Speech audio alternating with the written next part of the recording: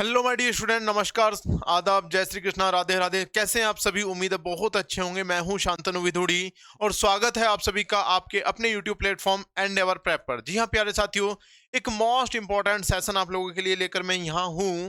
सबसे इंपॉर्टेंट चीज आपके लिए सबसे ज्यादा जरूरी है, किसी भी एग्जाम की प्रिपरेशन करने से पहले उस एग्जाम के बेसिक्स का पता होना, उस एग्जाम के लिए एक स्पेशल स्ट्रेटेजी आपके पास होना जरूरी है। तो आज मैं आपके सामने हाजिर हूं लेकर के आपका MPPCS Madhya Pradesh public service commission, एक राज्य स्तरीय आपकी जो परीक्षा है एक ग्रेड के लिए, जो आपका पीसीएस लेवल की भर्ती है, एक परीक्षा वहां पर होने वाली है। नोटिफिकेशन आपका आ चुका है, तो उसके रिगार्डिंग आज हम बात करने वाले हैं।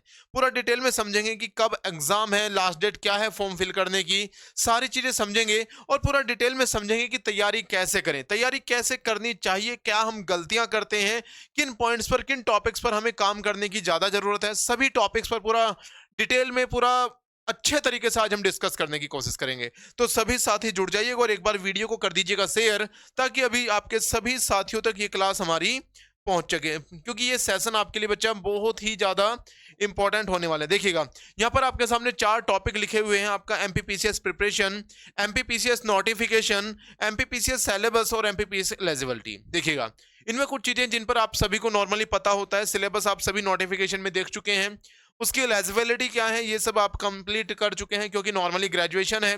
बाकी आपका पर्टिकुलर पोस्ट के हिसाब से उसकी जो एलिजिबिलिटी क्राइटेरिया है वो अलग अलग हो सकता है। दूसरा, नोटिफिकेशन में अभी थोड़ा सा आपको उसका ब्रीफ देने की कोशिश करूंगा, लेकिन सबसे इंपॉर्टेंट चीज क्या है, एमपीपीसीएस की प्रिपरेशन। सारी चीजें करने के बाद चीजें यहीं पर आकर अटक जाती हैं कि प्रिपरेशन कैसे करें, और यही एक सबसे बड़ा सवाल बनकर खड़ा हो जाता है किसी भी सिविल सर्विस एस्पिरेंट के लिए। कहां से तैयारी स्टार्ट करें और अंत में हम कहां जाकर तैयारी को फिनिश कर दें, कहां जाकर तैयारी रोक दें कि हमारा सिलेक्शन हो सकता है या सिलेक्शन होना नहीं होना एक अलग बात है। हम उस एग्जाम के लिए फाइट कर सकते हैं। सबसे इंपॉर्टेंट चीज आपका फाइटर होना, एक योद्धा होना, ताकि आप युद्ध को युद्ध के तरीके से लड़ सको। तो चलिएगा, सेशन से जुड़ने की कोशिश करते हैं। देखिएगा, यह है आपका मध्य प्रदेश लोक सेवा आयोग, जिसके एक परीक्षा के बारे में, एक अपर सबऑर्डिनेट की परीक्षा के बारे में आज हम बात करने वाले हैं। ठीक है, चलिएगा।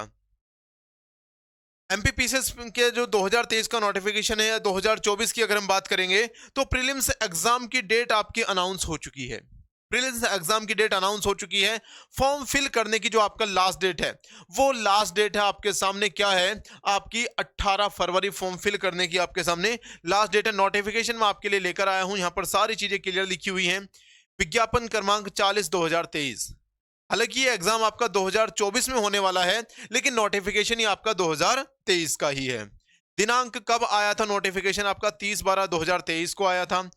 जो आपका एडमिट कार्ड आएंगे, एडमिट कार्ड आएंगे आपका 20/4 यानी कि 20 अप्रैल को आपके एडमिट कार्ड आएंगे एमपीपीसीएस के। ऑनलाइन आवेदन करने की अंतिम तिथि अभी भी आपके सामने अवेलेबल है। आज है आपका जो डेट है, आज आपकी डेट है 13 फरवरी। क्या है?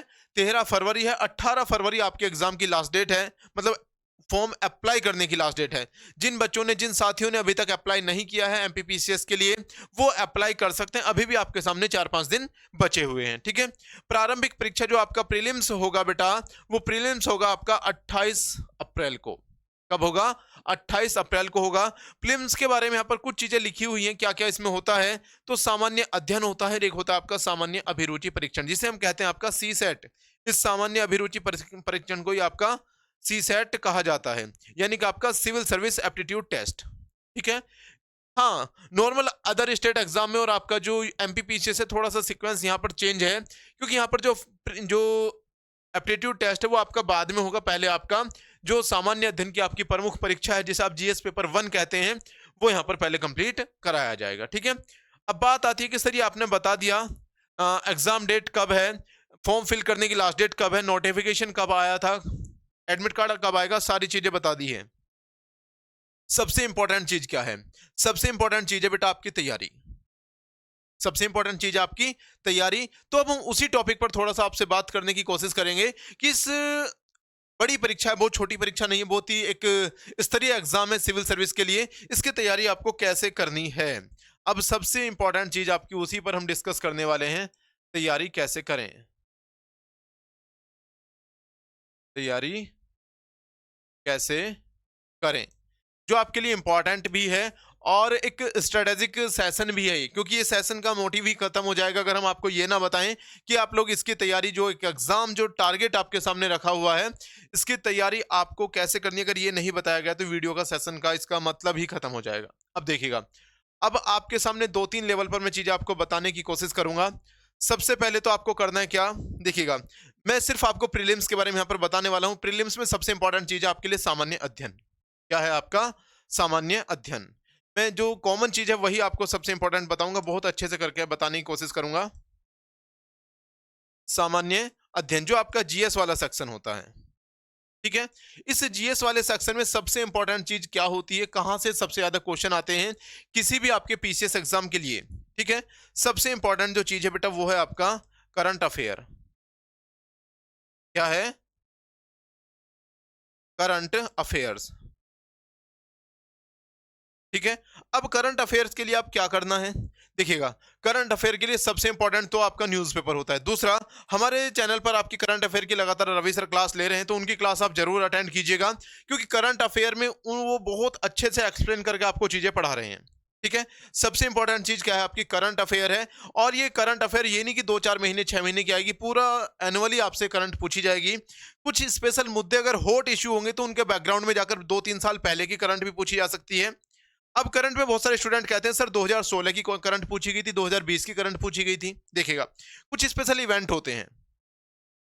इवेंट क्या होते हैं, या तो आपके मिलिट्री एक्सरसाइज, आपके स्पोर्ट इवेंट, या कुछ स्पेशल प्राइजेज जो अभी 3 साल में 4 साल में एक बार दिए जाते हैं, या कभी पहले किसी इंडियन को या किसी स्पेशल पर्सन को दिया गया, तो उन पर क्वेश्चन आ जाता है। सपोज कीजिएगा आपके एग्जाम में करंट से क्वेश्चन आ जाता है ओलंपिक को लेकर। ओलंपिक हुआ था 2021 में, तो बच्चे अगर क्या कहते हैं सर 2021 तक की करंट पूछ रखी थी, भाई वो अभी भी करंट ही है। क्यों है वो करंट? क्योंकि 2021 में जो आपका टोक्यो ओलंपिक हुआ था उसके बाद अभी तक ओलंपिक नहीं हुआ है, ठीक है। अगर 2019-20 में किसी कोई इंटरनेशनल अवार्ड किसी इंडियन को मिला है, तो जब तक किसी दूसरे इंडियन को नहीं मिलता वो करंट ही रहेगा। हालांकि वो थोड़ा सा स्टैटिक का सेगमेंट बन जाता है, लेकिन स्टैटिक को भी थोड़ा सा करंट इशू के साथ टच करके कोई भी स्टेट एग्जाम में क्वेश्चन आते हैं, ठीक है। और स्पेशली अगर मैं बात करूं एमपीपीसीएस की, तो एमपीपीसीएस आपसे उसी लेवल पर क्वेश्चन पूछने की कोशिश करता है और कई बार स्टूडेंट्स को घुमाने की कोशिश करता है। तो करंट अफेयर पढ़ेंगे। करंट अफेयर के लिए आपके लिए सबसे बेटर ऑप्शन हमारी क्लासेस हैं, और इसके अलग भी अगर आपको तैयारी करनी है तो न्यूज़पेपर पढ़िएगा। न्यूज़पेपर में अगर आप सिविल सर्विस के लिए जा रहे हैं तो सबसे इंपॉर्टेंट आपके लिए जो एडिटोरियल पेज होता है, अगर हिंदी इंग्लिश मीडियम के स्टूडेंट हैं तो द हिंदू को के साथ गो थ्रू कर सकते हैं, और हिंदी मीडियम वालों के लिए सबसे इंपॉर्टेंट होता है आपका जनसत्ता, ठीक है। उन न्यूज़पेपर से या बहुत सारी मैगजीन्स आती हैं, आर्टिकल्स आते हैं, उनसे आप अपना करंट कवर कर सकते हैं, ठीक है। दूसरा आपका जो जीएस में सबसे इंपॉर्टेंट चीज दूसरा बनता है आपका state special. State state special state special में आपको पूरा एमपी पढ़ना पड़ेगा। स्टेट स्पेशल में सबसे इंपॉर्टेंट चीज होगी आपका एमपी, यानी कि मध्य प्रदेश। मध्य प्रदेश को हम 3 भागों यहां पर डिवाइड कर लेंगे। सबसे पहले तो हिस्ट्री, हिस्ट्री, दूसरा ज्योग्राफी, और तीसरा आएगा इसका art and culture. Art and culture. और अगर चौथा सेगमेंट भी देखें तो ये आ जाएगा इकोनॉमी। ये चीजें आपको स्टेट में पढ़नी है। पहले देखिएगा, मध्य प्रदेश पुरातन समय में इसका इतिहास क्या रहा है, कहाँ अवस्थित है, नाम मध्य प्रदेश कैसे पड़ा, पुराने समय में आपका जो प्राचीन भारत का इतिहास था, प्राचीन भारत में ये कौन कौन से राज्यों में इसका विभाजन था, कौन कौन से राजवंश यहाँ पर रहे हैं, मध्यकालीन भारत में आपका मुगल सल्तनत के समय भी या दिल्ली सल्तनत के समय भी यहाँ पर क्या क्या एक्टिविटी हुई है, क्या महत्वपूर्ण किले हैं, कौन से राज्य यहाँ पर जो ऐतिहासिक महत्व रखते हैं, अंग्रेजों के समय यहाँ पर क्या क्या एक्टिविटी हुई है, उन सभी हम हिस्ट्री में पढ़ सकते हैं, उन सभी चीजों को। दूसरा, ज्योग्राफिकल बैकग्राउंड आपका एमपी का मजबूत हो सकता है, क्योंकि यहाँ पर आपका विंध्याचल सतपुड़ा की जो भारत की महान पर्वत श्रेणियां आती हैं, कौन कौन से जिले हैं, कौन कौन सी नदियां यहाँ से निकलती हैं, जो ज्योग्राफी में आपका इंपॉर्टेंट बन सकते हैं। सतपुड़ा कहाँ से कहाँ तक विस्तारित है, एमपी में आपका जो विंध्याचल है वो कहाँ से कहाँ तक विस्तारित है, इनकी कौन कौन से जिले में कौन कौन सी चोटियां हैं, कौन सी नदियां कहाँ से निकलती हैं, छोटी छोटी जो राज्य की विशेष नदियां हैं वो यहाँ पर आप ज्योग्राफी में कंप्लीट कर सकते हैं। यहाँ का जो वेजिटेशन है, जो आपकी वनस्पतियां वगैरह हैं, उन सारी चीजों को आप यहाँ पर कवर कर सकते हैं। बात करते हैं आपका आर्ट एंड कल्चर की, तो एमपी में बहुत सारे त्योहार मनाए जाते हैं। मध्य प्रदेश क्या है कि बहुत सारी रंगारंग संस्कृति वाला देश है, एक राज्य है जो भारत के मध्य में स्थित है, और ये चारों तरफ से आपकी अलग अलग स्तर पर बहुत सारी संस्कृतियों से जुड़ा हुआ है। तो आप यहाँ पर इसका राज्य का आर्ट एंड कल्चर पूरा पढ़ सकते हैं। इसके साथ ही राज्य की इकोनॉमी क्या है, यहाँ पर जो प्रोडक्शन किस किस चीज़ों का होता है, इन सारी चीज़ों को हम पढ़ सकते हैं। दाल कितनी उत्पादन होती है, आपकी यहाँ की अर्थव्यवस्था का मुख्य स्रोत क्या है, राज्य का मुख्य जो राजस्व आता है वो कहाँ से आता है, तो इन सारी चीज़ों को आप राज्य की इकोनॉमी में कवर कर सकते हैं। अब बात आती है कि ये दो जो टॉपिक है आपका करंट अफेयर्स और स्टेट स्पेशल, मोस्ट इंपॉर्टेंट है। आपके जीके जीएस का एक बहुत बड़ा पोर्शन यहां से कवर होने वाला है। इसके बाद जो आपका ट्रेडिशनल जीके आता है, अब ट्रेडिशनल जीके में आपका क्या आएगा, आपका हिस्ट्री, ज्योग्राफी, आपका पॉलिटी क्या आएगा, आपका पॉलिटी आएगा। पॉलिटी के साथ अब यहां पर आपको क्या देखने के लिए मिलेगा, आपको साइंस मिलेगा आपको यहां पर देखने के लिए, और आपका जो इकोनॉमिक्स, इंटरनेशनल इकोनॉमिक्स या नेशनल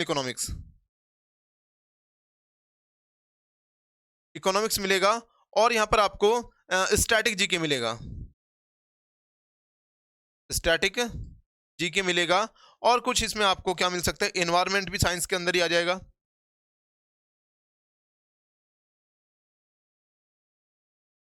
ठीक है, ये कुछ सब्जेक्ट आपके 6-7 सब्जेक्ट ये भी हो जाएंगे। कुल मिला के अगर हम बात करते हैं मोटा मोटी सामान्य अध्ययन की, तो इसके अंदर अगर हम सही तरह से डिवाइड करेंगे तो लगभग 10 सब्जेक्ट आ जाते हैं। कितने आ जाते हैं, लगभग 10 सब्जेक्ट आ जाते हैं। इन सभी पर आपको कमांड करना है इंडिविजुअल टॉपिक पर अच्छे तरीके से। अब तरीके की बात करते हैं हिस्ट्री, तो हिस्ट्री में ऐसा नहीं कि सिर्फ एक ही सेगमेंट से आपका मॉडर्न से एंशिएंट से क्वेश्चन आएंगे। यहाँ पर आपको मिडिवल हिस्ट्री से भी क्वेश्चन देखने के लिए मिलते हैं। क्यों मिलते हैं मिडिवल हिस्ट्री से क्वेश्चन देखने के लिए, क्योंकि मध्यकालीन भारत में खुद मध्य प्रदेश की एक बहुत बड़ी विरासत रही है। बहुत सारे राजे रजवाड़े यहाँ रहे हैं जिनसे राज्य की गरिमा को संबंधित करते हुए, संदर्भित करते हुए यहाँ पर आपका मिडिवल हिस्ट्री से भी क्वेश्चन आते हैं। मॉडर्न हिस्ट्री से आधुनिक राज्य की स्थापना से क्वेश्चन आ जाएंगे। ठीक है ना, गांधी युग तो सभी जगह इंपॉर्टेंट है, गांधी है, कांग्रेस है, आपका जो भी कंटेम्प्रेरी मोमेंट्स हैं, ठीक है ना, तो कंटेम्प्रेरी मोमेंट से भी यहाँ पर क्वेश्चन आपके देखने के लिए काफी मिलते हैं। ज्योग्राफी काफी इंपॉर्टेंट है, इंडियन ज्योग्राफी में तो बहुत बड़ा पोर्शन खुद एमपी का है। जब हम भारत के पर्वत पठार पढ़ते हैं तो खुद एमपी पर आकर हम बहुत सारा लेक्चर अपना लगाते हैं, क्योंकि सतपुड़ा पढ़ना है, विंध्याचल पढ़ना है, तो अगर हम यहाँ भी पढ़ रहे हैं तो यहाँ भी हमें पढ़ना पड़ेगा, क्योंकि भारत के साथ साथ थोड़ा सा हमें यहाँ पर वर्ल्ड ज्योग्राफी पर भी फोकस करना पड़ेगा। पॉलिटी की अगर हम बात करते हैं तो पॉलिटी में पूरा संविधान आता है। संविधान के साथ साथ एक स्पेशल चीज है जो एमपी में ही आती है, एमपीपीसीएस। एमपीपीसीएस स्पेशली आपका इंटरनेशनल थिंकर्स से क्वेश्चन पूछता है। कुछ पॉलिटिकल थ्योरीज हैं, अगर आप यूपी स्टेट में देखोगे या बिहार स्टेट में देखोगे, क्वेश्चन नहीं आते इंटरनेशनल थिंकर से। एमपीपीसीएस की स्पेशली मैं बात कर रहा हूं तो आपका इंटरनेशनल पॉलिटिक्स से और इंटरनेशनल थिंकर्स, दो टॉपिक हैं जो आपके लिए इंपॉर्टेंट हैं, जहां से क्वेश्चन ऐसा नहीं कि बहुत ज्यादा आते हैं, एक दो क्वेश्चन प्रीवियस ईयर में देखा गया है। ठीक है, कौन कौन से टॉपिक हैं, इंटरनेशनल थिंकर्स। इंटरनेशनल थिंकर्स में आप अगर पिछला पेपर उठा के देखोगे तो अरस्तु की 2 बुक पूछी गई हैं। ठीक है, अरस्तु से, मैकाइवली से, आपका प्लूटो और सुकरात से 3-4 थिंकर्स हैं जहां से ये क्वेश्चन उठा रहे हैं। ऐसा नहीं बहुत ज्यादा डीप जाके, उनकी कुछ बुक्स, उनके कुछ विचार से यहाँ पर क्वेश्चन उठाए गए हैं पॉलिटी में। ठीक है, उसके बाद साइंस, हमेशा किसी भी एग्जाम में आपका जीएस का एक बड़ा पोर्शन साइंस से बनता है, जिसमें स्पेसिफिक क्वेश्चन सबसे ज्यादा आपके बायोलॉजी से आते हैं। किससे आते हैं, बायोलॉजी से आते हैं। इकोनॉमिक्स, इकोनॉमिक्स में आपका जो भी इकोनॉमिकल रिफॉर्म्स हैं, जो भी आपके प्लानिंग्स हैं, जो सरकारी योजनाएं हैं, उनसे क्वेश्चन काफी ज्यादा बनते हैं। अभी जैसे कि कोई इंपॉर्टेंट योजना है, उस योजना में कुछ गड़बड़ी हो गई है, जैसे जीएसटी से एक बड़ा इशू हमेशा बना हुआ है जीएसटी, तो जीएसटी से काफी क्वेश्चन यहाँ पर आपको देखने के लिए मिल जाएंगे। जीएसटी के साथ साथ और क्या क्या क्वेश्चन यहाँ पर बन सकते हैं, इकोनॉमिकल रिफॉर्म से क्वेश्चन बनेंगे। आपकी जो बजट है, अभी जैसे करंट इशू है तो करंट आपका बजट करंट में भी आ जाएगा और बजट आपका इकोनॉमिक्स में भी आ जाएगा। ठीक है, आपके जो डिमांड है, सप्लाई है, इनके रूल रेगुलेशंस क्या हैं, कैसे चीजें हो सकती हैं, या जो आपका इन्फ्लेशन है, डिफ्लेशन है, मंदी से क्वेश्चन बन सकते हैं। ठीक है ना, और इसके साथ ही आपका स्टैटिक जीके, कौन क्या कहां, ऊंचा लंबा छोटा, जो कुछ भी अब बचा हुआ है सब स्टैटिक जीके में आ जाएगा। उसके बाद आपका इन्वायरमेंट, तो यहाँ पर आप इन्वायरमेंट को भी पकड़ के चलेंगे, जो भी आपका अभी ग्लोबल वार्मिंग है, सस्टेनेबल डेवलपमेंट है, और इंडिया की जो इकोनॉमिकल कंडीशन है उसमें इन्वायरमेंट को टॉर्चर किया जा रहा है। हार्म किया जा रहा है एनवायरनमेंट को, इकोनॉमिकल ग्रोथ को बढ़ाने के लिए। अभी क्या है कि एक इशू काफी ज्यादा चल रहा है। अभी क्या है, मोदी गवर्नमेंट ने बहुत ज्यादा हाईवे एक्सप्रेसवे बनाने के लिए भारत में बहुत सारे जंगलों को काटा है। तो एक इंडेक्स सोसाइटी है जर्मन वॉच, उन्होंने भारत पर एक एलिगेशन लगाया है गवर्नमेंट पर कि गवर्नमेंट ने एक्सप्रेसवे बनाने के लिए, भारत की सड़कों को दुरुस्त करने के लिए भारत के बहुत सारे जंगलों को काट दिया है, पेड़ों को काट दिया है। तो वो क्या सिचुएशन रही है, क्या सर्कमस्टेंसेस है, सस्टेनेबल डेवलपमेंट को भारत ने कैसे ठेस पहुंचाई है। आपका जो रियो समिट है, जो आपका पृथ्वी समिट है, उन पर आप फोकस कीजिएगा, थोड़ा सा इन्वायरमेंट का बड़ा पोर्शन बन सकते हैं, ठीक है ना। जैसे आपका जो फॉरेस्ट पॉलिसी क्या है, इन्वायरमेंटल पॉलिसी क्या है, आपकी जो क्लाइमेट चेंज क्या है, ग्लोबल वार्मिंग क्या है, भारत को आइस एज की तरफ जा रहा है या कि ग्लोबल वार्मिंग की तरफ जा रहा है, उन सभी चीजों पर यहाँ पर इन्वायरमेंट में आप फोकस करके चलेंगे। तो ये सारा पूरा कंटेंट आपको एंडेवर एप्लीकेशन पर भी मिल जाएगा और हमारे एंडेवर यूट्यूब प्लेटफॉर्म पर भी मिल जाएगा। बहुत जल्दी हम सब आपकी इसके लिए क्लास, स्पेशल क्लास आपकी तैयार करने वाले हैं। पूरा शेड्यूल आपको इसका मिल जाएगा और उम्मीद है कि जो आपका अप्रैल में एग्जाम होने वाला है, अप्रैल तक 2 महीने में स्पेशल क्लास लगा के आपका बहुत सारा सिलेबस हम कराने की कोशिश करेंगे, ठीक है। तो ये सारी चीजें आपको बतानी थी, तैयारी कैसे करनी है, क्या चीजें, क्या सिलेबस आपको पढ़ के चलना है। इसके लिए आपको बुक्स भी पढ़नी पड़ेंगी, आपको एमसीक्यू भी लगाने पड़ेंगे, प्रैक्टिस सेट भी आपको लगाने पड़ेंगे, सारी चीजें आपको करनी पड़ेंगी। अपनी तैयारी को मजबूत करना है, एक बहुत अच्छा ऑप्शन, एक अपॉर्चुनिटी आपके पास है, तो इस अपॉर्चुनिटी को ग्रैब करना है, अपनी तैयारी को मजबूत करना है और लगातार जुड़े रहना है अपने सबसे प्यारे, सबसे पसंदीदा एंडेवर प्रेप पर, ठीक है। वीडियो को लाइक करना है, चैनल को शेयर करना है, सब्सक्राइब। देखिएगा, अभी नई यात्रा हमारी शुरू हो रही है, तो इस यात्रा में सबसे इंपॉर्टेंट चीज है आपका समर्थन हमें चाहिए। तो अपना समर्थन, अपना प्यार बनाए रखिएगा, अपने सभी साथियों तक इस वीडियो को शेयर कीजिएगा और जुड़े रहिएगा हमारे साथ। मैं हूं शांतनु विधुड़ी, एक बार मुझे इजाजत दीजिएगा। नमस्कार, जय हिंद, वंदे मातरम।